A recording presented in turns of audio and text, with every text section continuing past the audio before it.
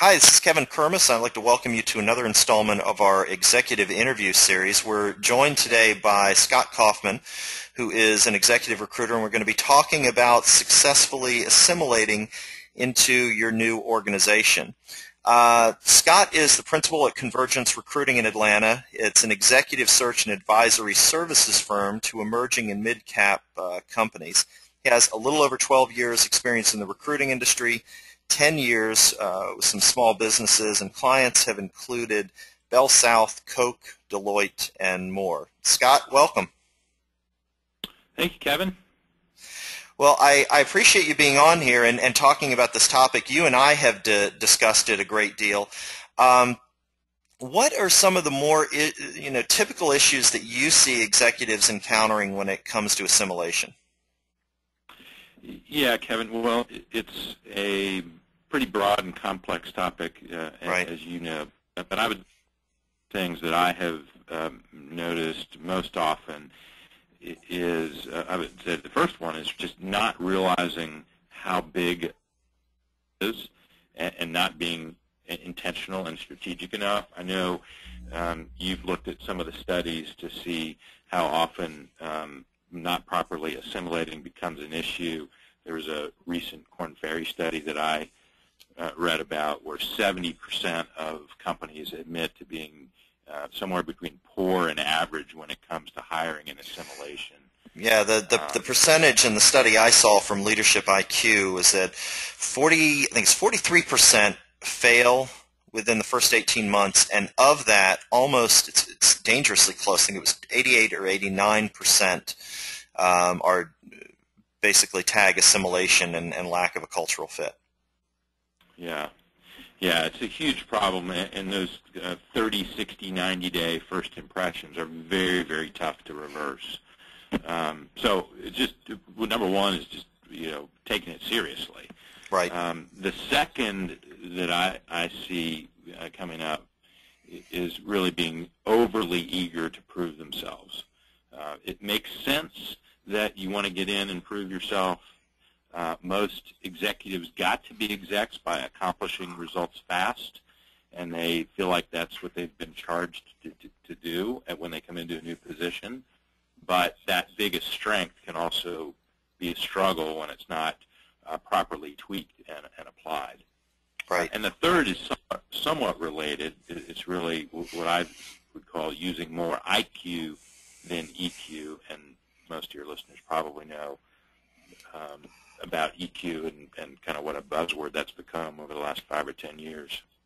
But well, those are the big ones. Yeah, and that ties so much in with being a cultural fit inside the organization, and that's something that most companies don't have a good handle on. They'll sort of, I know it when I see it. I can't really explain it, but I know what it is.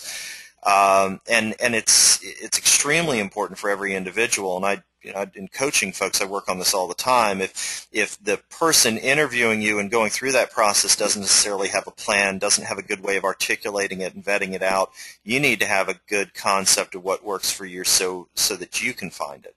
And definitely take that on as a responsibility. You're not handing over the reins to someone else, because it even goes a little bit deeper. And there is the organizational culture, and then there's the culture of the group that you're going to be managing and leading, and then how your boss is managing and leading you. And sometimes those two things are not 100% in sync. Yeah, absolutely. It's the type of thing where it seems like it should be the company's responsibility to set up a proper assimilation plan. They know the ins and outs of their culture. They know what executives have and haven't worked out in the past. And in theory, maybe it is their responsibility, but the fact remains that they're not doing it well. So you've got a lot on the line. So you really need to look at it as if it's your responsibility. Absolutely. Well, how do you suggest executives prevent these assimilation issues before they become major pitfalls? Yeah, I mean, if ever... $64,000 question, right?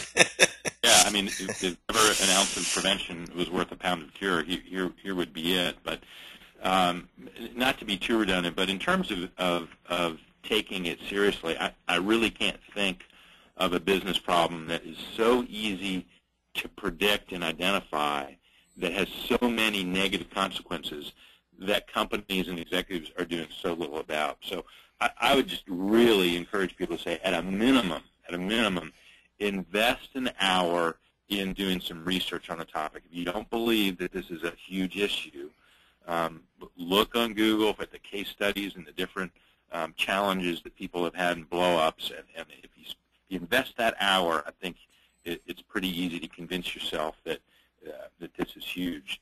And then I would say really see the assimilation piece as your single most important priority.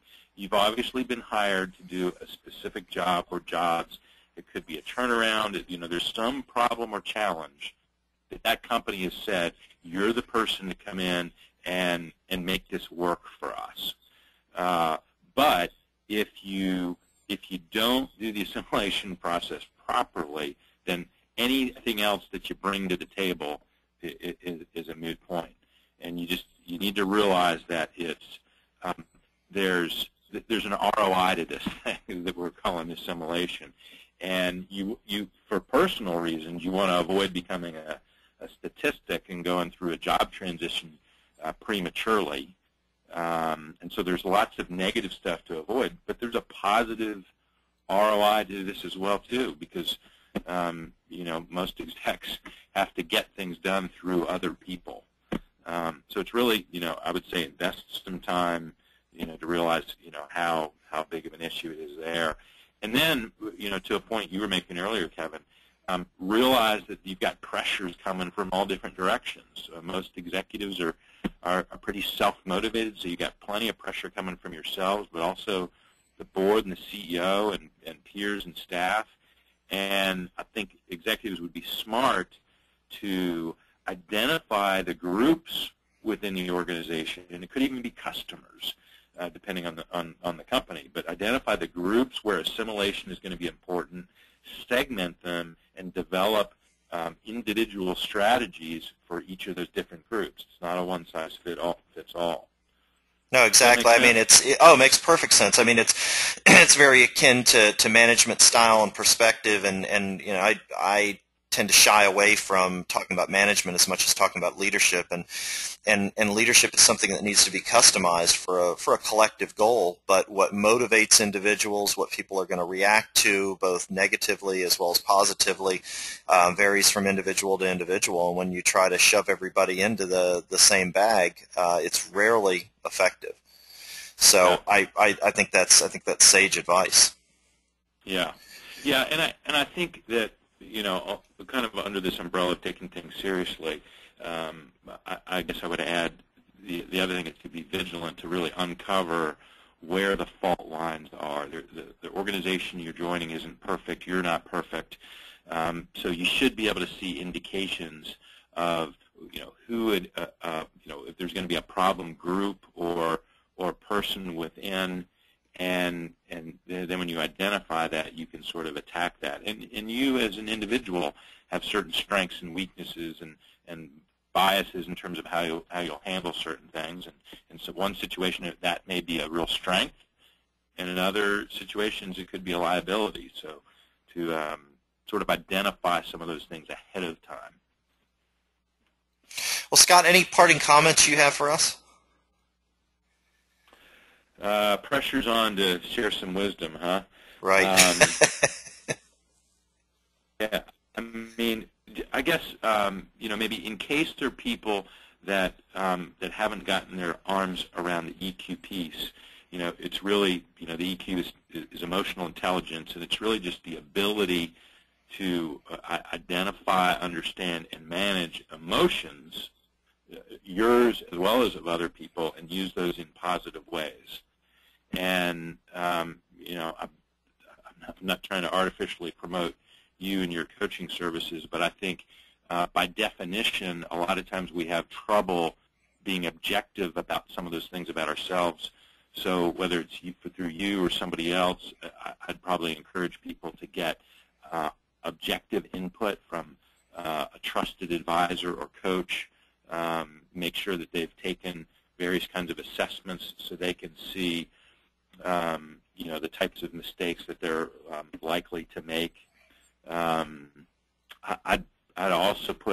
pressure on execs to do a lot of due diligence and research on the front end, trying to identify, where some of the landmines might be. Absolutely.